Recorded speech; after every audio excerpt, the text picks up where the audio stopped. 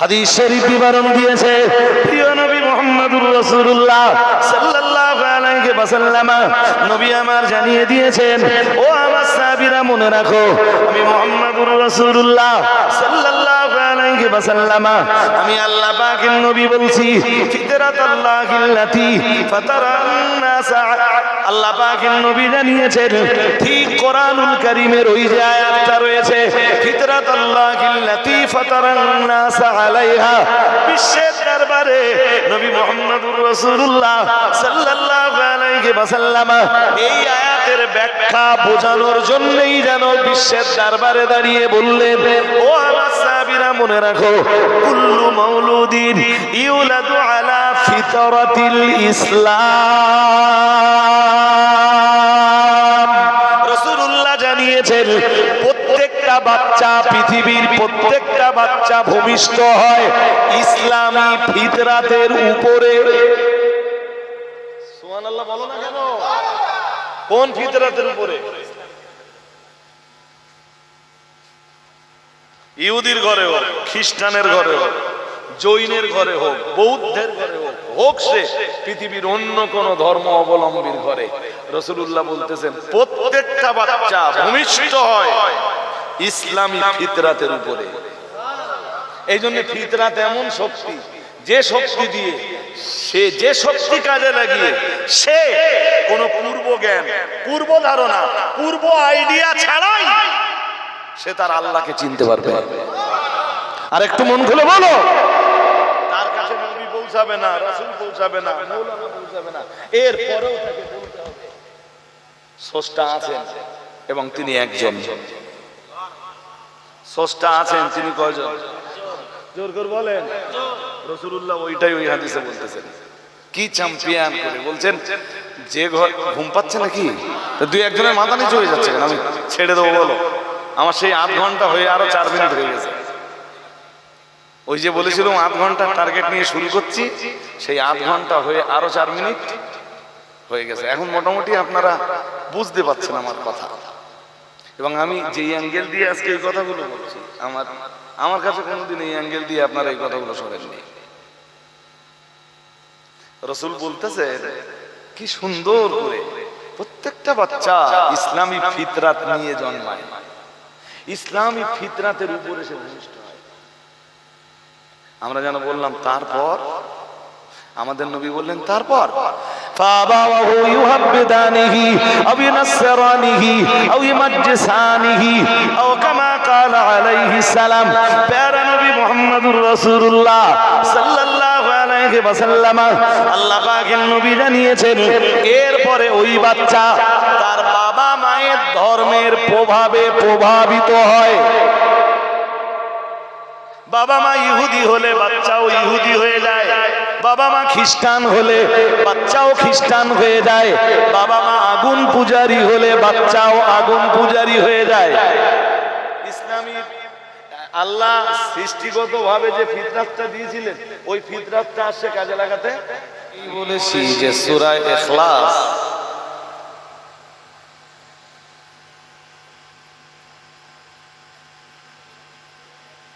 আল্লাহর পরিচয়ের ব্যাপারে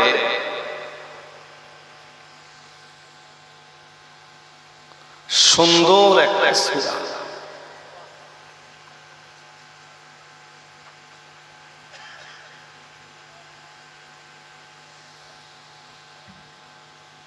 যে সূরাটা 3 বার তেলাওয়াত করলে আল্লাহ রাব্বুল আলামিন দয়া পরবশ হয়ে পূর্ণাঙ্গ কোরআন তেলাওয়াতের সওয়াব দান করেন।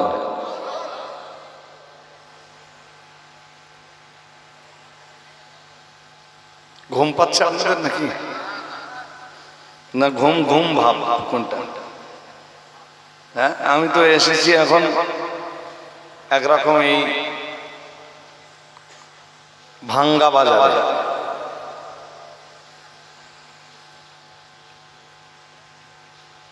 তো এই ভাঙ্গা বাজারে এমনি কথা বলা কঠিন, কথা বোঝানো কঠিন।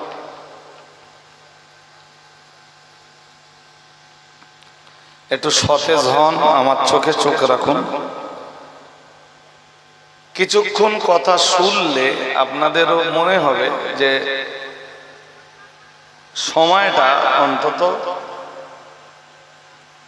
অন্তত সময়টা বেকার যায়। আল্লাহ কবুল করুন, বলুন আমিন। বলেন না আমিন।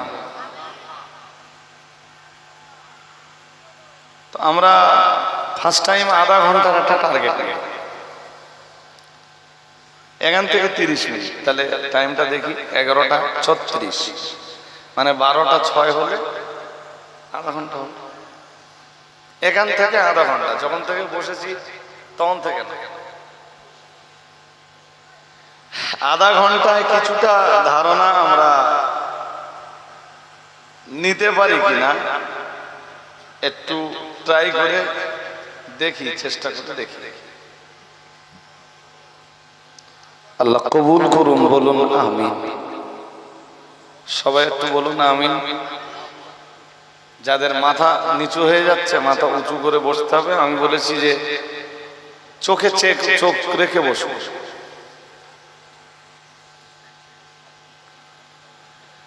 সূরা ইখলাসে অনেকগুলি নাম আছে।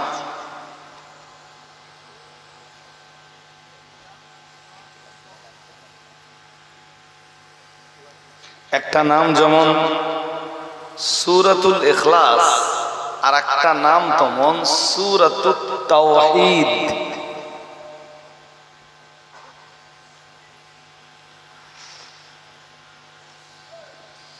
তাওহীদের বাংলা অর্থ হলো একত্ববাদ।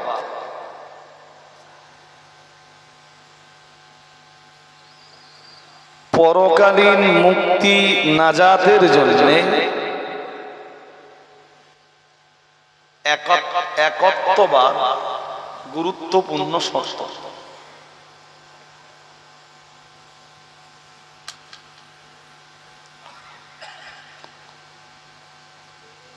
বহুত্ববাদ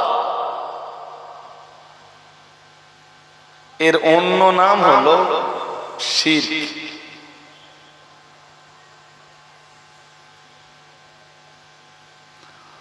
লা ইলাহা ইল্লাল্লাহ, প্রকৃত কোনো উপাস্য নাই আল্লাহ ব্যতীত।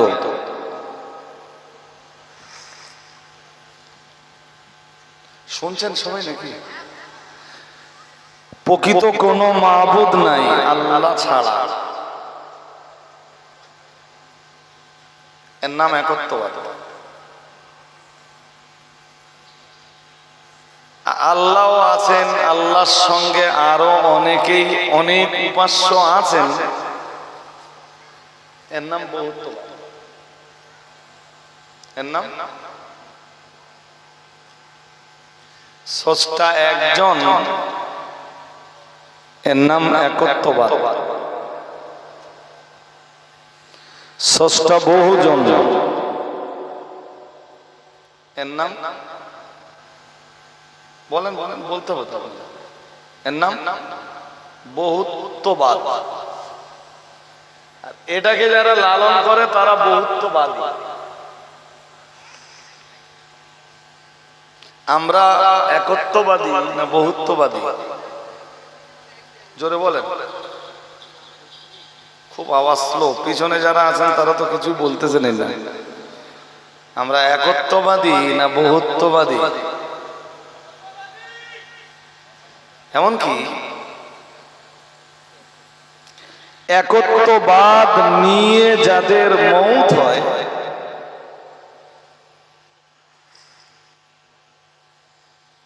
আল্লাহ রাব্বুল আলামিন তাদেরকে তার দয়ার জান্নাতে জায়গা করে দেয়।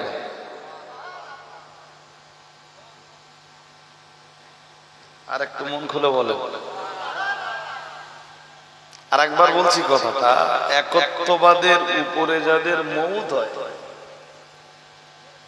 আল্লাহ তাদেরকেই জান্নাত দেয়।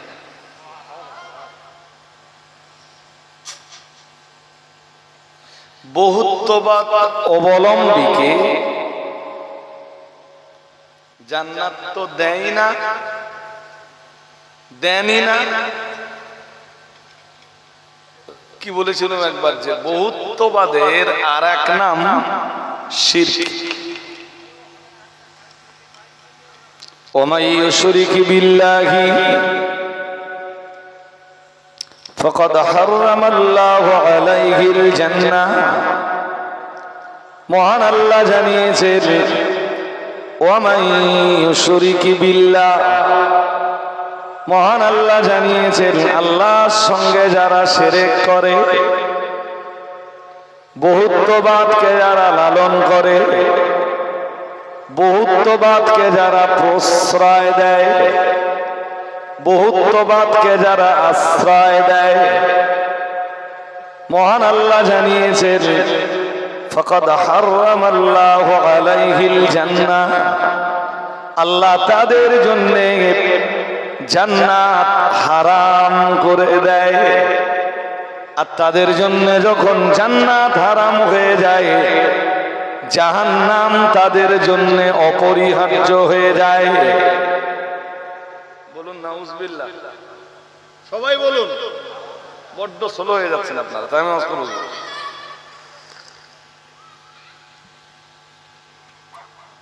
এই একত্ববাদের এতটাই আপনার আমল কি আছে আল্লাহ পরে দেখবেন। মন দিয়ে শোনেন, আপনার আমল কি আছে ওটা আল্লাহ পরে দেখবেন, আগে দেখবেন আপনার আকীদা কি আছে। শুনছেন? আমল কি আছে আল্লাহ পরে দেখবেন, আগে দেখবেন আকীদা। হ্যাঁ, এই একত্ববাদের আকীদা যারা লালন করে, আরে ভাই একটু গরম হয় হোক না, খুব একটা গরম নেই তো, এখন ঠান্ডা ঠান্ডা ওয়েদারে তো চলেই এসছে।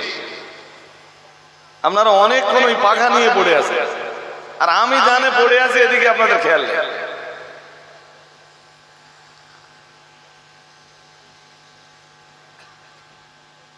এখানে যে বিশাল গরম লাগছে, বিষয়টা তো সেরকম না।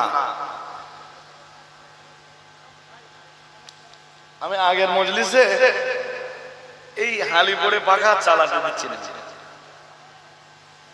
কথা বললে এমনি একটু গা গরম হয়, আস্তে আস্তে আস্তে আস্তে আস্তে। আমার কথাগুলো একটু মন দিয়ে শুনে। কারোর আমলে যদি গলতি থাকে, আর আমাদের আমলে ভাই গলতি থেকেও যায়, আমরা তো বুঝিনি, আমরা তো নির্বোধের দল। মাসলা মাসাইল, ফতোয়া, ফরায়েজ, নিয়ম কানুন, ডিসিপ্লিন, শৃঙ্খলা কিচ্ছু তো বুঝি। নামাজ পড়তে হয় তাই পড়ি, তা কিছু গলতি আমাদের থেকেই যায়।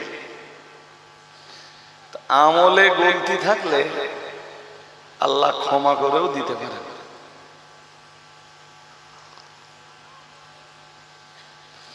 কিন্তু আকীদায় যদি গোলমাল থাকে, সব শেষ।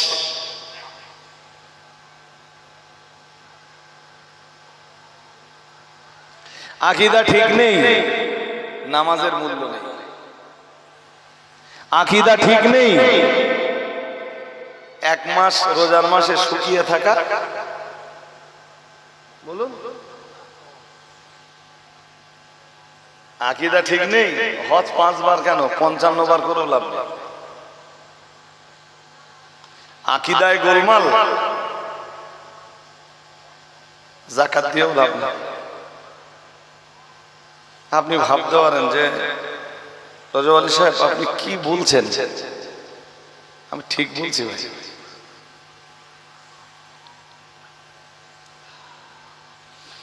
আবু জাহেলের মতো শয়তানে কাবা তওয়াফ করত,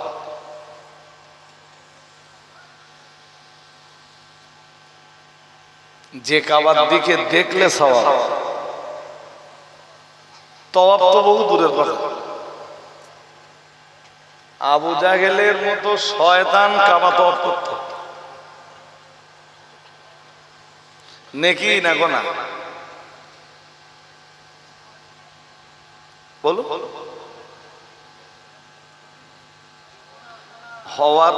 হওয়ার কথা নেকি, হওয়ার কথা কি? কিন্তু নেকি হতো কেন? ওই বহিত্তমান আবু জাহেল আল্লাহকে স্বীকার করতো, জানেন? কত বলতো আল্লাহ আছে, বিশ্বাস করতো আল্লাহ আছে, বিশ্বাস করতো না, মানতো না, বিশ্বাস করতো আল্লাহ আছে, কিন্তু আল্লাহ একজন। তা আপনারা এইটাই তো বুঝতে চাচ্ছেন না, সহজে বুঝতে পারতেছেন না, এই জায়গাটাই তো বলতে হয়ে যাচ্ছে। বদরের যুদ্ধের মাঠে নেমে আবু জাহেল কি বলেছিল জানেন? তাঁবুর ভিতরে পড়ে বলেছিল, আল্লাহ কারে ডাকছে? আল্লাহকে। কি বলছে? বলছে আল্লাহ দুই দলের ভিতরে যে দল হক তুমি সেই দলের জয় দাও। কে দোয়া করছে? কার কাছে? কি বলবেন? আবু জাহেল আল্লাহ বিশ্বাস করতো না? করতো, কিন্তু এই বিশ্বাসটা ছিল যে আল্লাহ একজন না, আরো আছে একজন। আল্লাহ এই পৃথিবী চালাতে পারে না, নাউজুবিল্লাহ। বলেন নাউজুবিল্লাহ। এই বহুত্ববাদের লালন,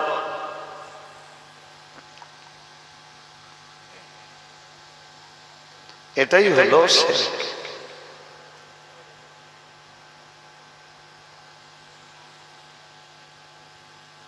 আবু জাহেল ওই কাবা তওয়াফ করতো, সাফা মারওয়া সাই করতো। ইন্না সাফা ওয়াল মারওয়াতা মিন শাআইরিল্লাহ ফামান হাজ্জাল বাইতা আও ইতামারা ফালা জুনাহা আলাইহি আন ইয়াতাওয়াফা বিহিমা।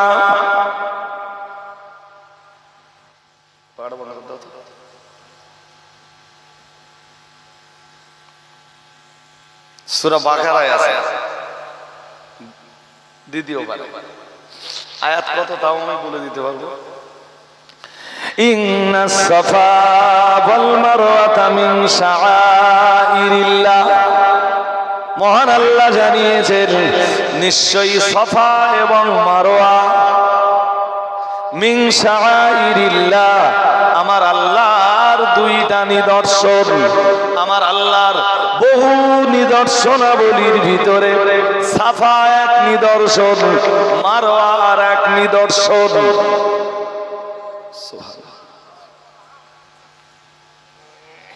সাফা এক নিদর্শন, মারওয়া, এইটা যারা হজ উমরায় গেছেন তারা ভালো বুঝবে। হাজিরা এই দুই পাহাড়ের মাঝখানে দৌড়াদৌড়ি, ওতেই সওয়াব, ওই দৌড়বে ওতেই সওয়াব। কিছু যদি নাও বলে কোন হাজি, তাও সওয়াব।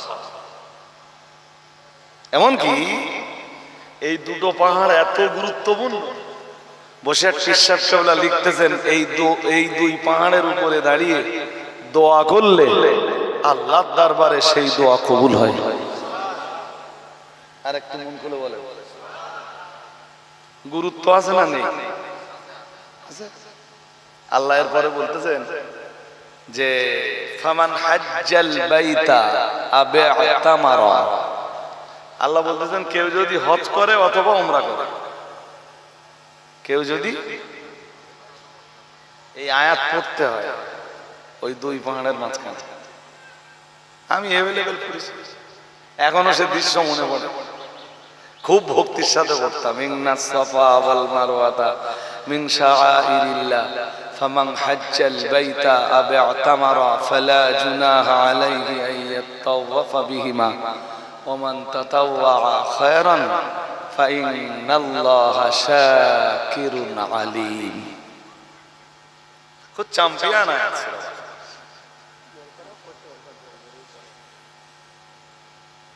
আমাদের দেশের হজ ওমরায় যারা যায় অধিকাংশ তো মাইন্ডে নেন না, কিছু মানুষ ছাড়া অধিকাংশ যায় তো সব গোমলার দল। গোমলা মানে আবার অন্য কিছু ভাববেন না, কিছু জানে না, কিছু জানে না, মানে বিষয়টা এরকম যে নিজে না জানাটাও সে খবর রাখে না। জানি জানি আমার কথা বুঝতে পারেননি আমার কথা। ইমাম ফখরুদ্দিন রাজি দুনিয়ার মানুষকে 4 ভাগে ভাগ করেছে। কয় ভাগ? একদম শেষ ভাগে যে উনি বলছেন অরজুলুল্লাহ ইয়াদিয়া, আর পৃথিবীর এমন কিছু মানুষ আছে যারা কিছু জানে না, কিছু। আচ্ছা, ওই পর্যন্ত হলে পিঠ বেঁচে যেত। আবার লিখতেছেন অরজুলুল্লাহ ইয়াদরি ওয়ালা ইয়াদরি আন্নাহু লা ইয়াদরি, কিন্তু সে এটাও জানে না আমি জানি না। মানে নিজে যে মূর্খ এটাও সে জানে না। কথাটা বুঝতে পারেন? নিজে যে মূর্খ এটাও সে, ওই জন্য দেখবেন 4 দোকানে বসে বসে ফতোয়া দিচ্ছে। তার মানে কি এ মাল যে মূর্খ এ নিজে এটাও খবর রাখে।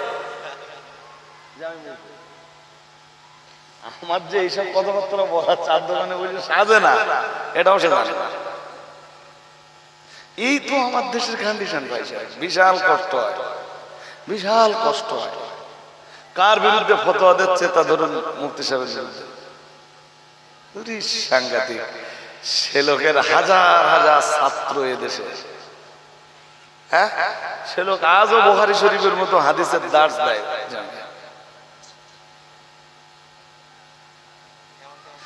তার বিরুদ্ধে মুখ খুলছে কে? 4 দোকানে বসে কে? এমন লোক রজুলুল্লাহ ইয়াদরি ওয়ালা ইয়াদরি আন্নাহু লা ইয়াদরি, জানে তো না, নিজে যে জানে না এটাও সে খবর রাখে না যে আমি জানি। মূর্খ হলে অন্তত এই খবরটা তো রাখতে হবে আমি মূর্খ, এই খবরটাও রাখে না। চলছে তো, আপনি দেখছেন না যে এমন এমন ফতোয়া দিচ্ছে স্টেজে, আমি সেসব উল্লেখ করতে পারছি না ভাই। হ্যাঁ, যেই ফতোয়া দুনিয়ার কোন ফতোয়ার কিতাবে খুঁজলে পাওয়া যাবে না। তোরে কি বল, ও নিজে জানে না জানে না।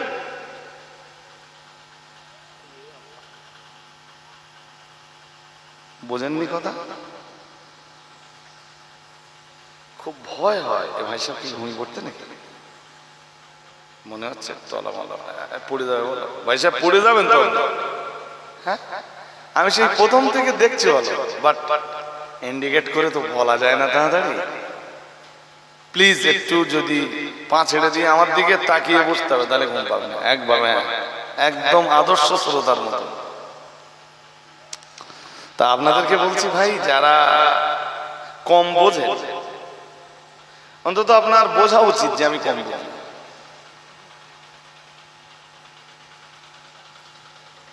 কার ব্যাপারে যে পড়েছিলাম যে আমি ঠিক স্মরণ করতে পারছি না, যে ওনাকে 100 মশলা জিজ্ঞেস করলে 10টা মশলার জবাব দিতেন, আর বাকি 90টা মশলায় বলতেন লা আদরি। আমি জানি না, আমি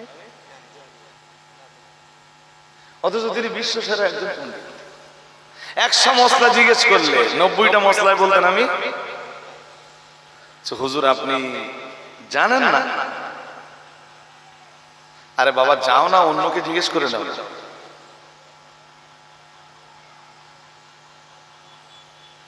বাট আমার দেশে চায়ের দোকানের মুফতি যারা,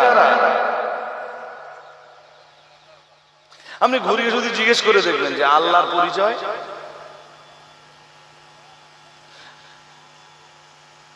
আপনাদেরও যদি জিজ্ঞেস করি আপনারা অনেকে বলতে পারবেন, অনেকেই বলতে পারবেন।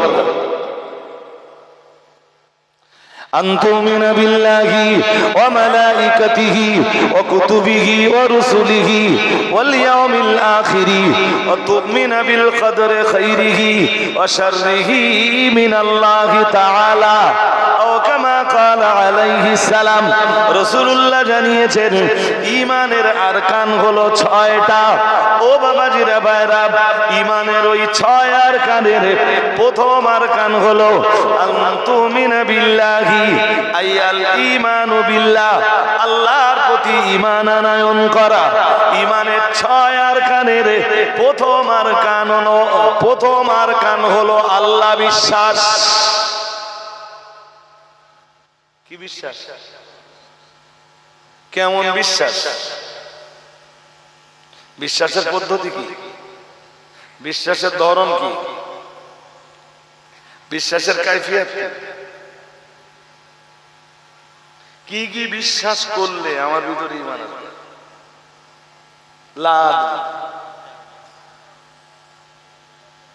চার দোকানে বসে ফতোয়া দেওয়া সহজ।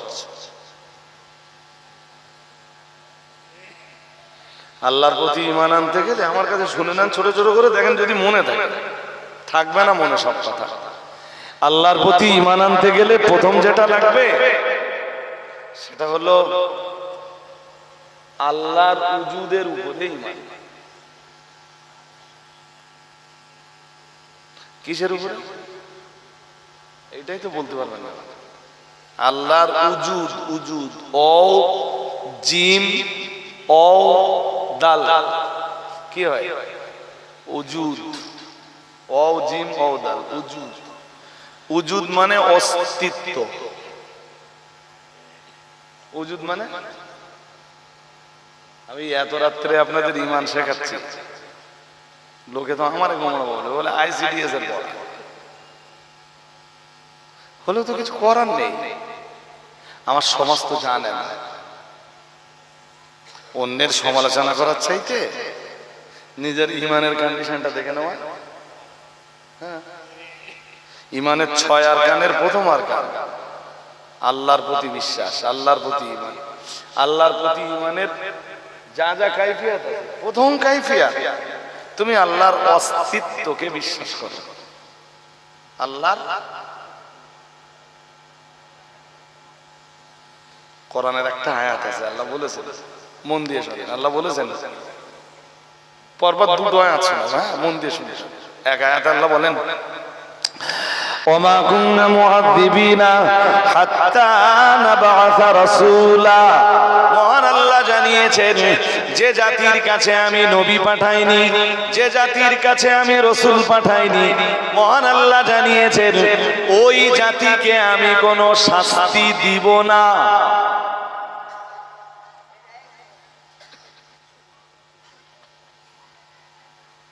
মোটামুটি কি ঘুম ভাঙা ভাঙা হয়েছে? হয়েছে তো? আল্লাহ বলেন, যে জাতির কাছে আমি নবী পাঠাইনি ওই জাতিকে আমি শাস্তি, জোরে বলেন, দিবই না ওই জাতিকে শাস্তি। তার মানে এইটা, পৃথিবীতে কোনো জাতি নেই যে জাতির কাছে আল্লাহ নবী পাঠাবেন। আমাদের কাছে নবী পাঠান, আমাদের নবী ইমামুল মুত্তাকিন, সাইয়্যিদুল মুরসালিন, শাফিউল মুজনিবিন, মুহাম্মাদুর রাসূলুল্লাহ সাল্লাল্লাহু। কিন্তু নবী তো সরাসরি এসে আমাদের দাওয়াত দেন। কারা এসেছে আমাদের কাছে? আলিমরা। কারা এসেছে? আলিমরা। কারা এসেছেন? মসজিদের ইমামরা। কারা এসেছেন?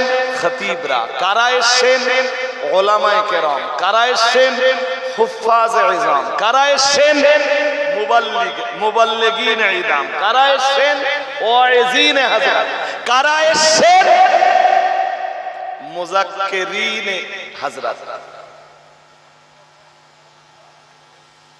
তারাই নবীর কাজটা করে দিয়েছে।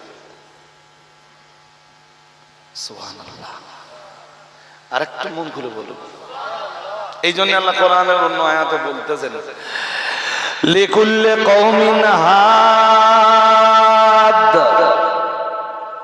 সুবহানাল্লাহ। একটু মন খুলে বলবেন তো? আপনি তো বুঝতেই পারতেছেন না যে আমি কি বলতেছি। আল্লাহ বলতেছেন যে আমি প্রত্যেক জাতি, প্রত্যেক গোষ্ঠী, প্রত্যেক শ্রেণীর কাছে হাত পাঠিয়েছি। হাত, হাত মানে বোঝেন? হাত মানে মানে পথ প্রদর্শক, রাহবাতানে ওয়ালা, রাহবার পাঠিয়েছি আমি পৃথিবীর প্রত্যেক জাতির কাছে, প্রত্যেক গোষ্ঠীর কাছে, প্রত্যেক শ্রেণীর কাছে, প্রত্যেকটা কমিউনিটির কাছে আমি সত্য পথের নির্দেশনা দানকারী নবী রাসূলদেরকে পাঠিয়েছি। আর একটু মন করে বলুন, বুঝতে অসুবিধা হচ্ছে? হ্যাঁ, পৃথিবীর এমন কোন জায়গা দেখে, খুব মন দিয়ে শুনতে হবে ভাই, এই যে পৃথিবীর এমন কোন জায়গা যদি থাকে যেখানে কোন রাসূল পৌঁছায়,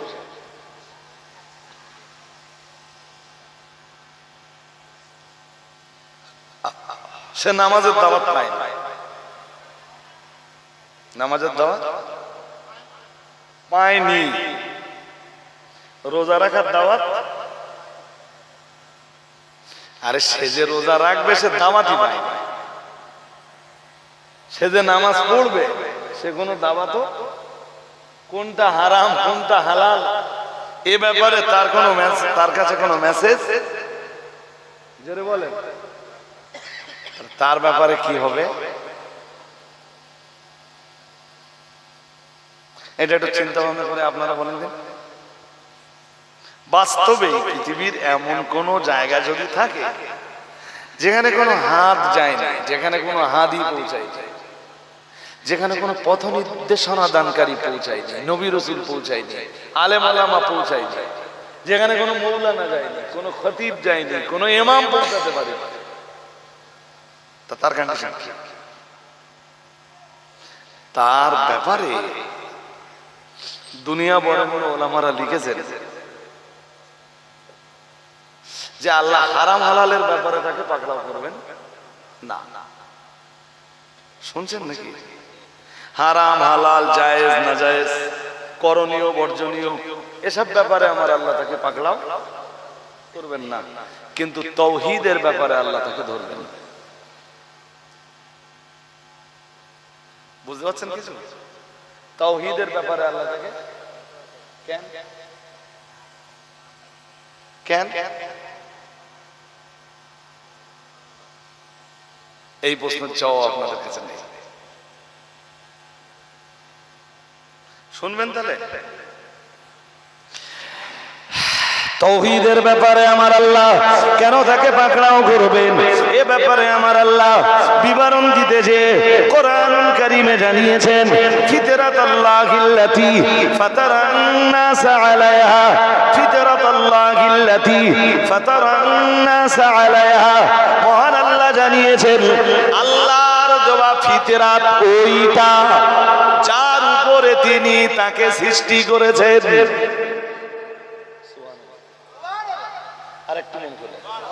ফিতরাত আপনারা এখনো বুঝতে পারেননি, বুঝে যাবেন, একটু ধৈর্য ধরতে হবে। আল্লাহ বলতেছেন ফিতরাত আল্লাহ, আল্লাহর ফিতরাত ওইটা।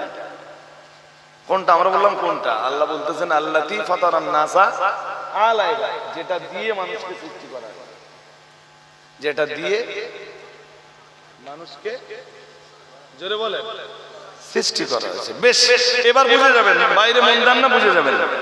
ফিতরাত হলো মানুষের ভিতরে লুকিয়ে থাকা ওই শক্তি, যে শক্তি দিয়ে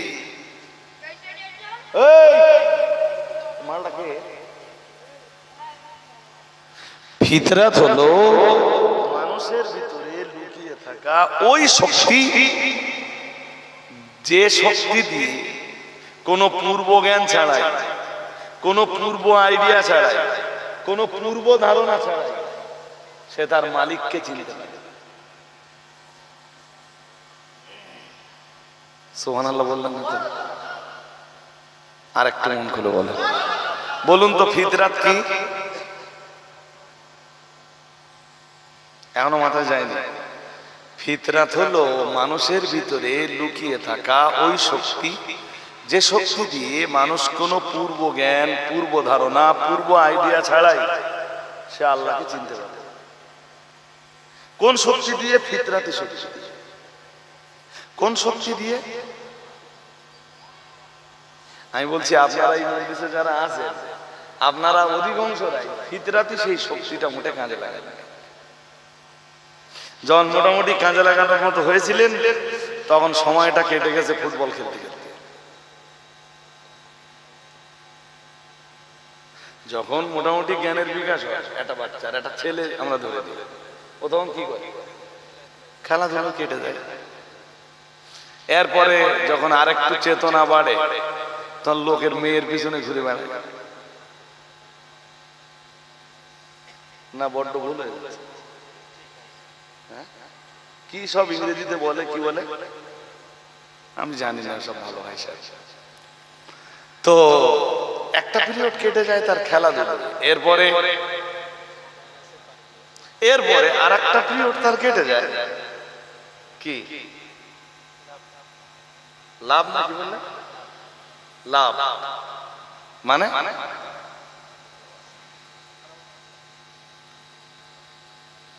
মানে তাকে যে সৃষ্টিকর্তা পাঠিয়েছেন, সেই সৃষ্টিকর্তাকে সে এখনো চিনল না। চাইলে কোনো আলেম তার কাছে যাবে না, কোনো হাফেজ যাবে না, মৌলানা যাবে না, এরপরেও সে ফিতরাতি শক্তিটা কাজে লাগিয়ে সে তার মালিককে চিনতে পারে। আমি কি বোঝাতে পারছি? বোঝাতে পারছি? যদি পৃথিবীর এমন কোনো জায়গা থাকে, আমি বলছি না আছে, আর সেখানে যদি এমন কেউ থাকে যার কাছে নবী রাসূল পৌঁছায়, আল্লাহ তাকে হারাম হালালের ব্যাপারে জিজ্ঞেস না করলেও, করণীয় বর্জনীয়র ব্যাপারে জিজ্ঞেস না করলেও, তাওহীদের ব্যাপারে আল্লাহ তাকে জিজ্ঞাসা করেন। কেন? আল্লাহ বলবেন তোর তো ফিতরাতি শক্তি দিয়েছিলাম, ওইটা কাজে লাগিয়ে তুই তোর মালিককে চিনলি না কেন? এবারে একটা হাদিস শুনলে আর একটু ক্লিয়ার হয়ে যাবে, যে এই হাদিসটা এর আগেও আপনারা শুনেছেন, বাট হয়তো এই অ্যাঙ্গেল দিয়ে শোনেন।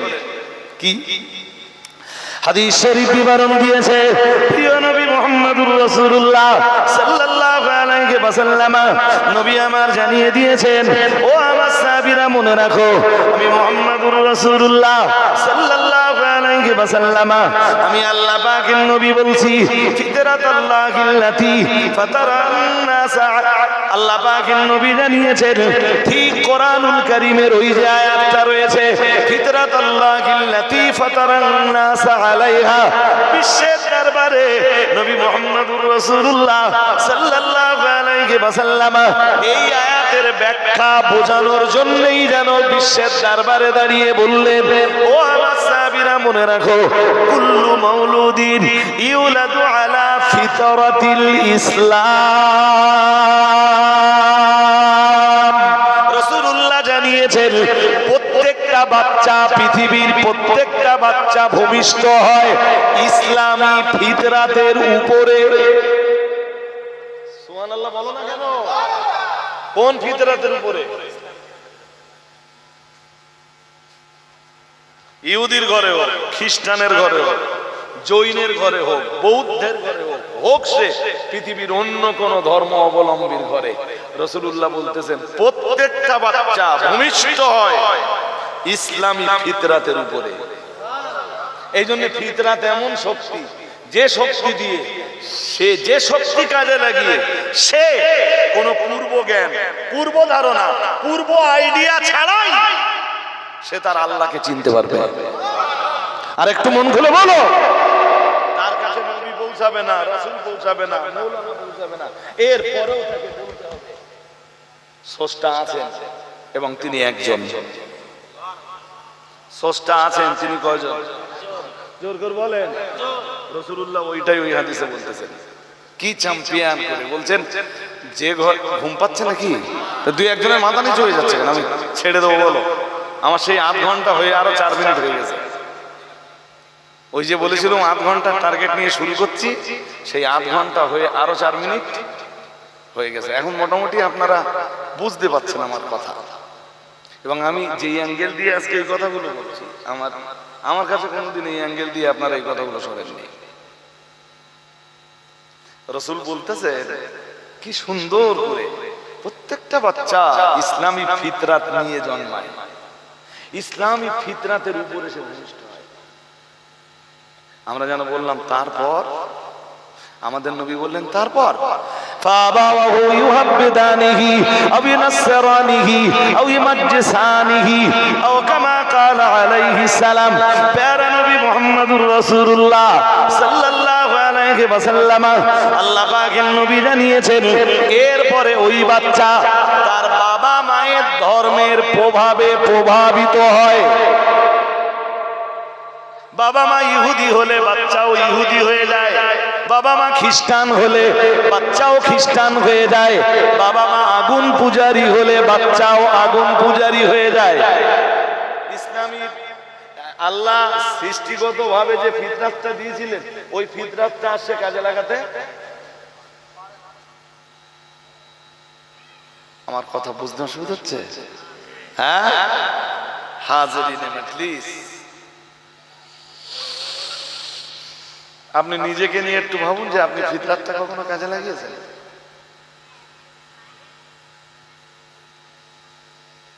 এই যে কাজে লাগিয়েছেন? না না না, কাজে লাগান, আমি বলছি কাজে লাগান। আল্লাহ ওইটা কাজে লাগানোর জন্যই তো কোরআনে সূরা ওয়াকিয়ায় অনেকগুলো আয়াত দিয়েছেন। আমি এক আয়াত বলি, আল্লাহ বলতেছেন আফারাআইতুম মা তুমনুন আনতুম তাখলুকুনাহু আম নাহনুল খালিকুন নাহনু কদ্দারনা বাইনাকুমুল মাউতা ওয়া মা নাহনু বিমাসবুকিন। আছে না কোরআন? কই আপনারা তো হ্যাঁ বললেন না, ভাবতেছেন কে জানি হ্যাঁ বলে মরবো যদি না থাকে। বিশ্বাস তো থাকা উচিত আমার। যার ওয়াজ শুনবেন তার প্রতি যদি গাঢ় বিশ্বাস না থাকে, ওই ওয়াজে কোনো উপকার নেই। যদি কায়েম সাহেবের ওয়াজ শোনেন, কায়েম সাহেবের উপর আস্থা রাখতে হবে। যদি আমার মজলিসে বসেন, আমার উপরে আস্থা রাখতে হবে যে এই লোকটা ফালতু কথা বলবে না। আমরা সব সৃষ্টি হয়েছি এক ফোঁটা পানি দিয়ে, সবাইকে আল্লাহ বানিয়েছেন এক ফোঁটা করে পানি। ওই পানিটাকে বলে মানি। আরবিতে কি বলে? মানি শব্দটা কোরআনে ব্যবহার হয়েছে। ওর আবার বাংলা আছে, সেই বাংলাটা বললে আপনাদের লজ্জা লাগবে না, নইলে বাংলা যে বলতে পারবো না তা তো নয়। তো যে পানির ফোঁটাটা দিয়ে আল্লাহ আমাদেরকে তৈরি করেছেন, এই পানির ফোঁটাটাকে আরবিতে কি বলে? মানি। মিম নুন ইয়া, মিম নুন ইয়া, মানি আছে না? মানি মানি, এই তো আমি যে আয়াত পড়েছি ওই আয়াতে আছে আফারাআইতুম মা তুমনুন। আল্লাহ বলতেছেন তোমরা ওই মনির দিকে তাকিয়েছো, দেখেছো না কখনো মনির দিকে? এরপরই বলছেন আনতুম তাখলুকুনাহু আম নাহনুল খালিকুন। মহান আল্লাহ জানিয়েছেন ওই মনি তোমরা সৃষ্টি করো না, আমি আল্লাহ সৃষ্টি করি। কে সৃষ্টি করে? জোরে বলেন।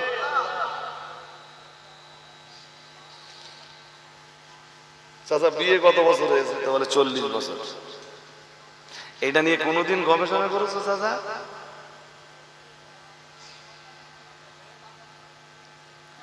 দেহের এক ফোঁটা মনি দিয়ে আল্লাহ একটা বাচ্চা বানায়। চাচা বাচ্চা কাচ্চা তাহলে 8টা, বিয়ে তাহলে 40-42 হবে। কোনোদিন ভেবেছো কিছু কিভাবে এই মনি থেকে আল্লাহ বাচ্চা তৈরি করে?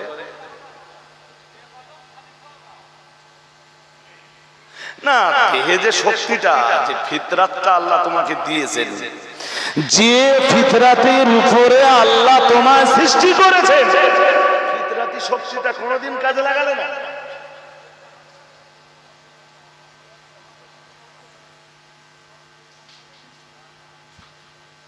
বিয়ে করা তাহলে 2টো, তাহলে আর একটা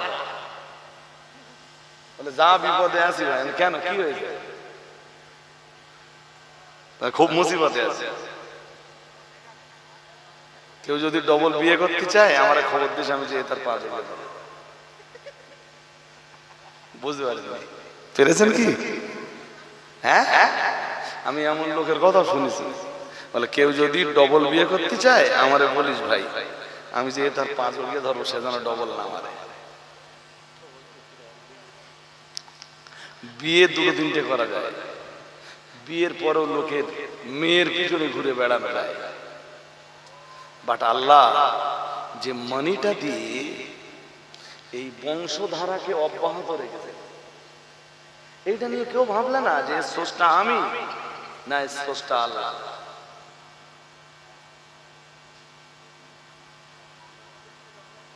এটা তো অপব্যবহারের জিনিস নয়, এটা অপচয়ের কোন জিনিস নয়। এই জন্যই তো রাসূল বলেছেন নিকাহু মিন সুন্নতি, বিয়ে আমার সুন্নাত। আরেকটু মন খুলে বলেন, কে বলতেছে? ওয়াফি রিওয়ায়া, বিশ্বনবী বলতেছেন, অন্য বর্ণনায় আছে ফামার রাগিবা আন সুন্নতি ফালাইসা মিন্নি, যে বিয়ে করলো না সে আমার উম্মতি না। সে আমার বিয়েটা শুধু ভোগ করার জন্য না, বিয়েটা শুধু আনন্দ ফুর্তির জন্য না, বিয়ের ভিতরে ইল্লাত থাকে। কি থাকে? কথা বলেন। ইল্লাত, ইল্লাত মানে কারণ, ইল্লাত মানে কারণ। তো মৌলানাদের জিজ্ঞেস করে দেখবেন বিয়ের 4টি ইল্লাত আছে। কটা? 4টি। 4 ইল্লাতের ভিতরে একটা ইল্লাত আছে আল ইল্লাতুল গায়িয়া, উদ্দেশ্যমূলক কারণ। মানে তুমি যে বিয়েটা করছো কেন করছো? বলেন দিন আপনি কেন বিয়ে করেছেন? আপনি নো অ্যানসার থেকে যাবেন। কারণ কি? যে ফিতরাতটা আল্লাহ আপনাকে দিয়েছিলেন আপনি কাজে লাগান নাই।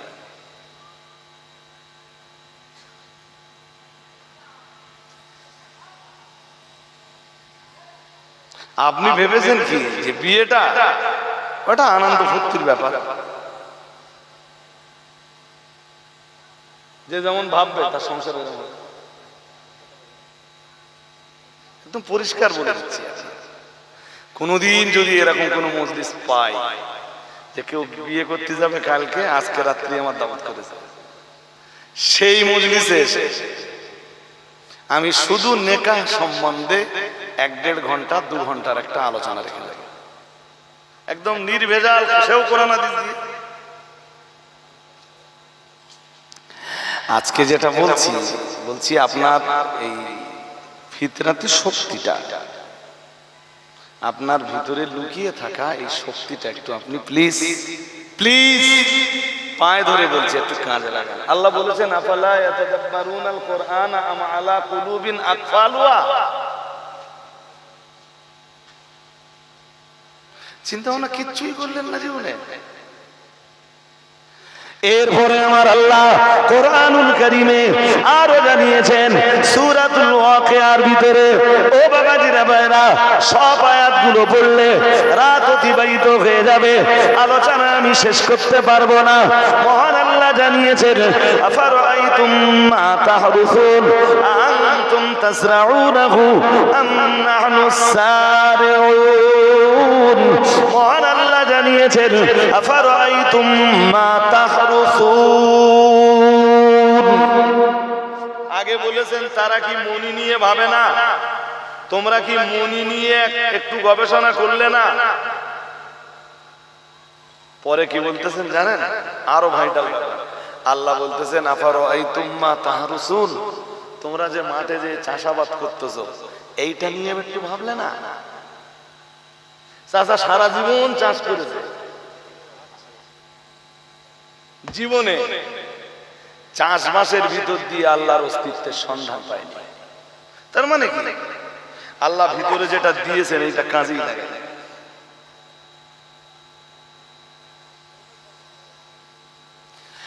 আফারাআইতুম মা তাহরুসুন, তোমরা যে চাষবাস করো তাতে তোমরা একটু দৃষ্টি নিবন্ধ করতে পারো না?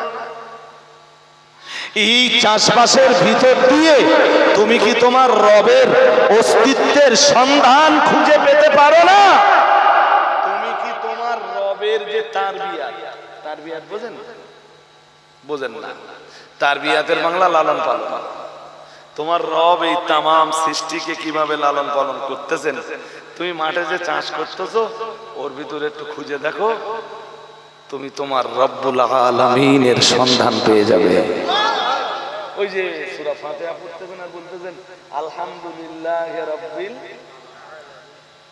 তো চাষবাসের ভিতর দিয়ে আপনি রব্বুল আলামিনকে পেয়ে যাবেন, যে তিনি কিভাবে এই তারবিয়াতটা করতেছেন, লালন পালনটা। রব্বুল আলামিন মানে কি? জগৎ সমূহের লালন পালনকারী। তো লালন পালনটা তিনি কেমনে করতেছেন এইটা তো আপনি সন্ধান পাবেন যখন ওর ভিতরে দৃষ্টি নিবন্ধ করবেন। আল্লাহ এরপরে বলতেছেন আনতুম তাজরাউনাহু আম নাহনুস সারিউন, বান্দা চাষ তোরা করিস না আমি করি? আগে কি বলতেছেন? বলতেছেন চাষবাসের উপরে তোরা একটু দৃষ্টি দিতে পারিস না, এইটা নিয়ে একটু গবেষণা করতে পারিস না, তোর ভিতরে লুকিয়ে থাকা ফিতরাতি শক্তিটাকে তুই একটু কাজে লাগাতে পারিস না, তবেই তো তোর মালিকের সন্ধান পাবি, তবেই তো তোর খালিকের অস্তিত্ব, খালিকের উজুদ তুই খুঁজে পাবি, তবেই তো তুই তোর রবের অস্তিত্বের সন্ধান পাবি। আর একটু মন খুলে বলতে পারেন না? এরপরই বলতেছেন আনতুম তাজরাউনাহু আম নাহনুস যারিউন, চাষ তুই করিস না আমি করি? তুই তো দানা বুনতে চলে আসিস, কি করি আমরা? কি করি বলেন বলেন? এই যে সময় আসতেছে আমরা দানা শুধু বুনে দেই না, মাটিতে আবার দানা ঢেকে দেই। ধরুন 3 কেজি সরিষা, কতটা সরিষা ছড়াতে হয় আমি জানি না, এক বিঘে জমিতে 3 কেজি সরিষা ছড়িয়েছেন, কতটা ছড়ায় 1 বিঘেতে? 1 বিঘেতে আমি ভাই সাহেব কত, মানে মারাত্মক চাষা না, ওই মোটামুটি এমনি চাষের কাজ সব পাই। শস্য কি করে বেরোতে হবে, গম কি করে কাটতে হবে, ধান কি করে কাটতে হবে, পাট কি করে ধুতে হবে। এখনো পাট ধুতে দিলে ইনশাল্লাহ পাবো, পাট ধুইছি তো 100 কিসে যায় না। আহা, আজকে হুজুর হয়ে স্টেজে ওয়াজ করতিস মানে কি জীবনে পাট ধুইনি এটা বিশ্বাস? ধান কাটা, ধান বাঁধা, ধান ঝাড়া সব পারি, আল্লাহ শুকরিয়া। এখনো দিলি পারবো, তো প্রথম থেকে একটু কষ্ট হতো, অনেকদিন তো করিনি, প্রথম দিক কি হবে? হ্যাঁ, ঘাড়ে করে পাট বইছি, পাট জাগ দিছি, পাট ধুইছি। আরে চাষির ঘরের ছেলে, কৃষকের ঘরের ছেলে, আপনারাও করেন, বাট আপনারা এইগুলো নিয়ে তো ভাবেন না। এই যে মাটি দিয়ে সরিষার দানাগুলো, ও তো উপরে থাকে না, সরিষার দানা সাধারণত 2-4টে হয়তো উপরে পাওয়া যাবে, বাকি সব কোথায় চলে গেছে? মাটির আধারে, মাটির অন্ধকারে চলে গেছে। বলুন, মাটির আধারের ভিতর থেকে চারা বার করে কে?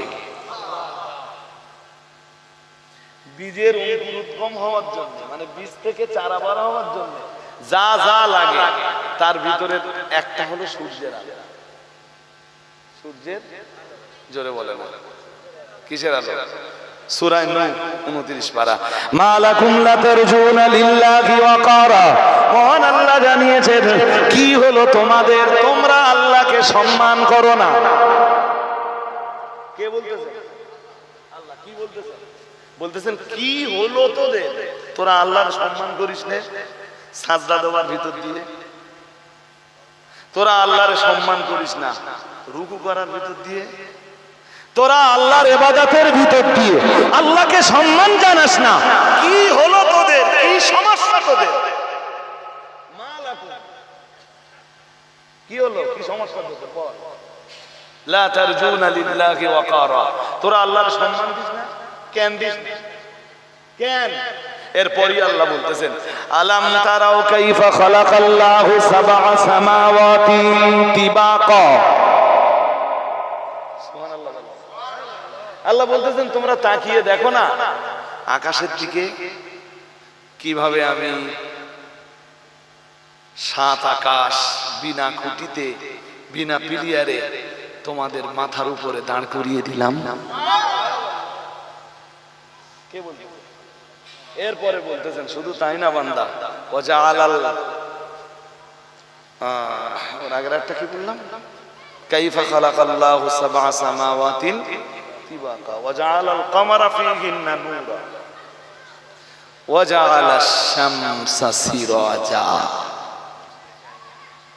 আমি তো ভাই সাহেব হাফেজ না যে সব মুখস্থ পড়ে ফেলবো, আর এখন আর এই বুড়ো বয়সে হাফেজ হওয়া সম্ভব?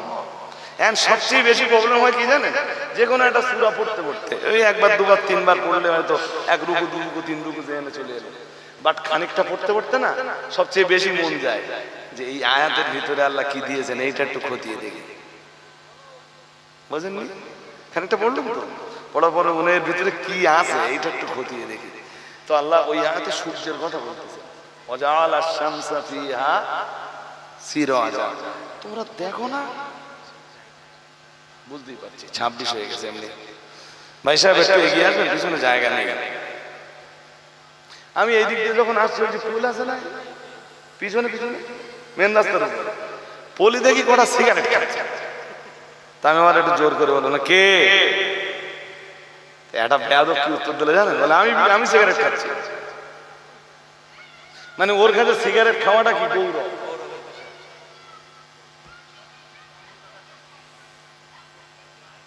ও সিগারেট খাচ্ছে আরো দাম্ভিকতা দেখাচ্ছে। সেসব মাল আসবেন সালাম পড়লি এবার খিচুড়ি খেতে ভুল হয়ে যাচ্ছে নাকি, ওদিকে সিগারেট খেয়ে অকাজ কুকাজ করে এবার লাস্টে খিচুড়ি খেতে। খিচুড়ি আমরা আলাদা করে দেব না দোস্ত, খিচুড়ি দেওয়ার সময় আমরা বার করে দেব না। তবে জেনে রাখো কোরআন বলেছে ওয়ামতাসুল ইয়াউমা আইয়ুহাল মুজরিমুন, সূরা ইয়াসিন সূরা। আল্লাহ বলবেন এই পাপিষ্ঠের দল, তোরা আমার নেক বান্দাদের কাঁটা ছেড়ে দে, আজ আমরা তোমাদের আলাদা করব না। তো হাসরের ময়দানে আলাদা হওয়া লাগবে, আলাদা হওয়া। আরে কোরআনের কথা সত্য না মিথ্যা? তোমরা সারা রাত ওদের মজলিসে না বসে খিচুড়ি খাওয়ার টাইমে এসে খিচুড়ি খেয়ে যেতে পারবা, জলসা কমিটি তোমাদের আলাদা করে দেবে না। কিন্তু হাসরের ময়দানে আল্লাহ তোমাদের কি করবে কিছু বোঝা যাচ্ছে? হ্যাঁ,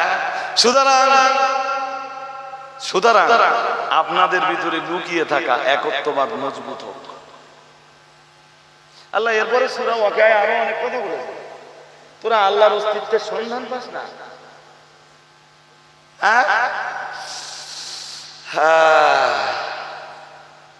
তারপরে কি ওই সূরা ওয়াকিয়া আরো আয়াত আছে, আনতুম তাজরাউনাহু আম নাহনুজ যারিউন লাউ নাশাউ লাজআলনাহু হুতামান ফাযালতুম তাফাক্কাহুন ইন্না লামুগরামুন বাল নাহনু মাহরুমুন আফারাআইতুমুল মাআল্লাযী তাশরাবুন। আল্লাহ বলতেছেন এই যে আমাদের টাকা এই পটটা না, আল্লাহ বলতেছেন আফারাআইতুমুল মা, পানির দিকে কখনো দেখেছো? পানি পানি ওয়াটার ওয়াটার কি বলে বলেন বলেন, পানি না জল বলে, কি বলে? পানি বলে, জল বলে, ওয়াটার বলে, যে যেমন ভাষা জানে সে তেমন ভাবে বলে। আমরা মুসলিমরা কি বলি? পানি পানি কি বলি? সৌদিতে ওরা বলে মা, কি বলে? মা। ইংরেজি যারা জানে ওরা বলে ওয়াটার। আল্লাহ বলতেছেন ওয়াটারের দিকে দেখেছো? আফারাআইতুমুল মা, আমরা যেন বললাম কোন পানি? আল্লাহ বললেন আল্লাযী তাশরাবুন, যে পানি তোমরা পান করো। কোন পানি? সারা জীবন পানি খেলো, ওই পানি নিয়ে কোনোদিন ভাবলো? হ্যাঁ না বললাম তো, কোনদিন ভেবেছি? আল্লাহ তো ওইটাই বলতেছেন সূরা ওয়াকিয়ায়, আফারাআইতুমুল মা আল্লাযী তাশরাবুন, ওই পানি নিয়ে কি ভেবেছো যে পানি তোমরা পান করো? আনতুম আনজালতুমুহু মিনাল মুজনি আম নাহনুল মুনজিলুন। আল্লাহ বলতেছেন এই পানি তোমরা নাযিল করো না আমি নাযিল করি। জোর করে বলো। হ্যাঁ, এরপরেও তুমি আল্লাহর অস্তিত্বের সন্ধান পাও না, এরপরেও তুমি আল্লাহকে তালাশ করে পাও না। বান্দা, ভিতরে লুকিয়ে থাকা শক্তিটা কাজে লাগাও আর বলো কুল হুয়াল্লাহু আহাদ। কি বলবা? আরে জোর করে বলেন, কি বলবেন? হ্যাঁ, আজ আমি আর তাফসীর করার মতো সময় পাইতেছি না। আরো আছে। খাবার পাকাতে গেলে কি লাগে? কথা বলেন। বিনা আগুনে খাবার তৈরি হয়? হয়। আল্লাহ বলতেছেন, আফারাআইতুমুন নার আল্লাতী তুরুন আনতুম আনশাতুম শাজারাতাহা আম নাহনুল মুনশিউন। আল্লাহ বলতেছেন, যেই আগুন দিয়ে তোরা খাবার পাকাস, এই আগুন তোরা সৃষ্টি করেছিস না আমি সৃষ্টি করেছি?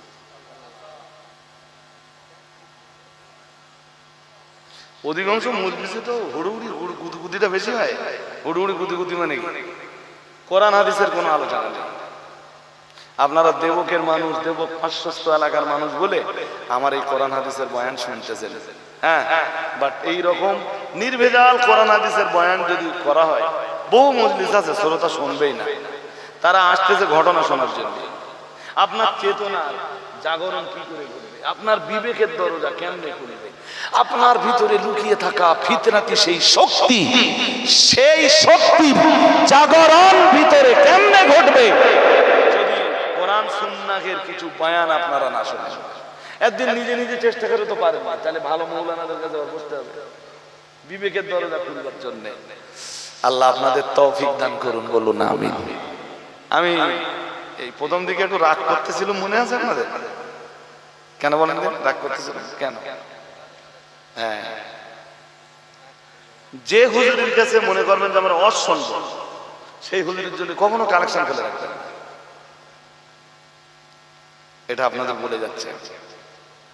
আমি জানি যে দেবক এবং দেবক পার্শ্বস্থ গ্রামের বেশ কিছু মানুষ আছেন যারা আমার মজলিসে বসে কোরআন হাদিসকে খুব মর্যাদা দিয়ে শোনা মানুষ। আমি চেহারা দেখলে তো বলতে পারি। আলহামদুলিল্লাহ, আপনারা সবাই ভালো থাকুন, সুস্থ থাকুন, হায়াতে তাইয়্যিবা আপনাদের নসিবে কবুল হোক। বলুন আমিন, বলুন না আমিন। পৃথিবীর যে প্রান্তেই থাকে আপনাদের জন্য এইটুকু দোয়া থাকে জানি। এবং দেবগ্রামের মানুষ আপনাদের ভালোবাসে। বয়স্কদের শ্রদ্ধা করি, সমবয়স্কদের বন্ধু তুল্য ভাবি, একটু বড় যারা বড় ভাই মনে করি, ছোটদেরকে স্নেহ করি। 10 মিনিট একটু কানেকশন করি। এই কি কি লাগবে তোমাদের? শরীফুল ভাই, শরীফুল তো নাকি? ভুল বলছি না তো? ঠিক আছে। কি কি লাগবে? কি হয়েছে? মানে বিরিয়ানি না খিচুড়ি? মাছ খান ভালো বস দিয়ে আর তাহারি করে। যাক যাক, বসে খাবে, বসে খাবে না প্যাকে বসে খাবেন। আলহামদুলিল্লাহ, আমি শেষ লগ্নে পৌঁছে গেছি। গোশত 1 কুইন্টাল, আলু 2 বস্তা। প্রথমে 1 বস্তা আলু, একজন একটু হাত তোলেন দিন। নাম কি ভাই? আব্দুল লতিফ। আমার যেন খুব বেশি তেলাতেলি না করতে হয় আপনাদের, এটা আমি অনুরোধ করছি। খুব ভালোবাসি আপনাদের, সত্যি ভালোবাসি। পৃথিবীর যেখানেই থাকি দেবগ্রামের নামটা অন্তত এই যে আমার দিকে তাকান, এই কালবে অঙ্কন করা আছে। আরে আমার দাউদ করে পয়সা দেওয়া শুনবে এরকম লোক পশ্চিমবঙ্গে অনেক আছে, কিন্তু মহব্বত করে কটা গ্রামের মানুষ বুঝতে পারেননি? আমারে দাউদ করে 2 ঘন্টায় 20,000 টাকা দেওয়া শুনবে এরকম মানুষ অনেক আছে। বাট আপনাদের দেবগ্রামের মানুষদের কাছে আসি, আপনাদের ভালোবাসায় বলে। শুনছেন নাকি? শুনছেন, আলহামদুলিল্লাহ। তো 1 বস্তা আলু, 1 ভাই দিয়ে 1 বস্তা আলু। আচ্ছা, আর 1 বস্তা আলু একজন দেন। আমি দোয়া একবারে করি, হাত তুলতে হবে। মনটা চাচ্ছে না যে রজব আলী সাহেব বলছেন, তা আমি হাতটা তুলি। 1 বস্তা তুমি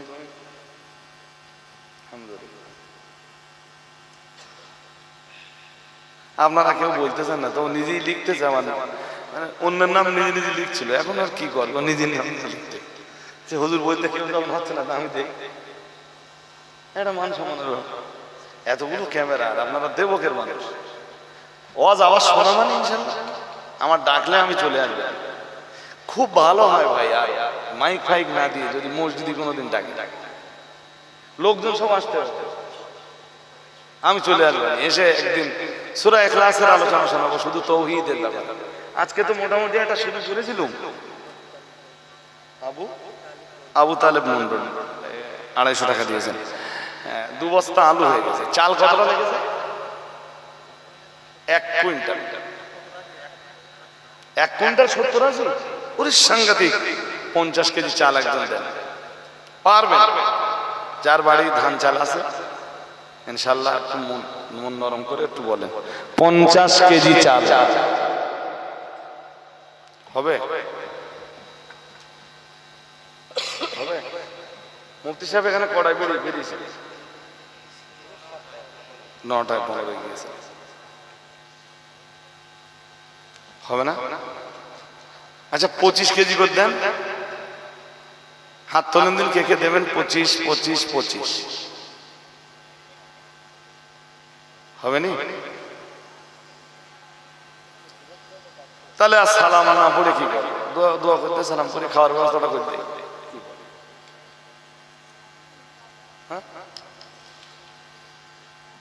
25 কেজি চাল চাচ্ছি,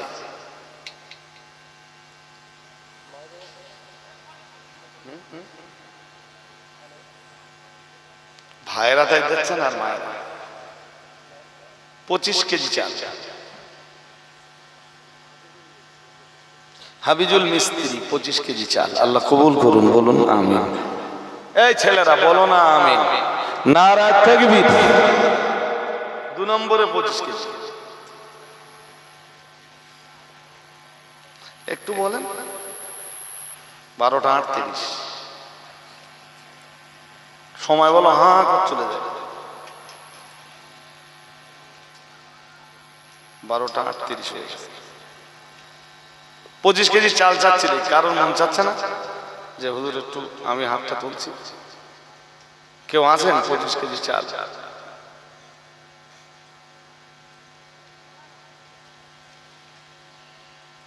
মন চায় না?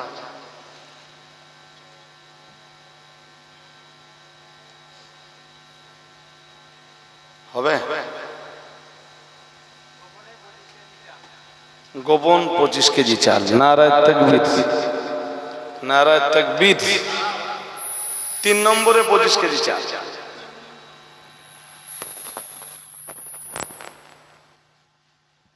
হবে?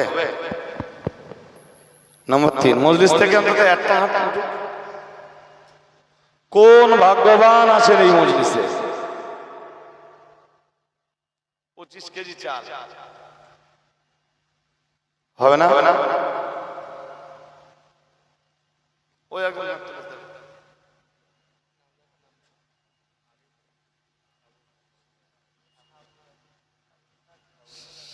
সাবুর আলী গাজী 25 কেজি চাল। নারায়ে তাকবীর। আর একটু জোর আওয়াজ দেন না, নারায়ে তাকবীর। 75 কেজি হয়েছে। আর একজন 25 কেজি দিলে 1 কুইন্টাল হয়। আল্লাহর রাস্তায় একটু তুলবেন তাড়াতাড়ি হাতটা।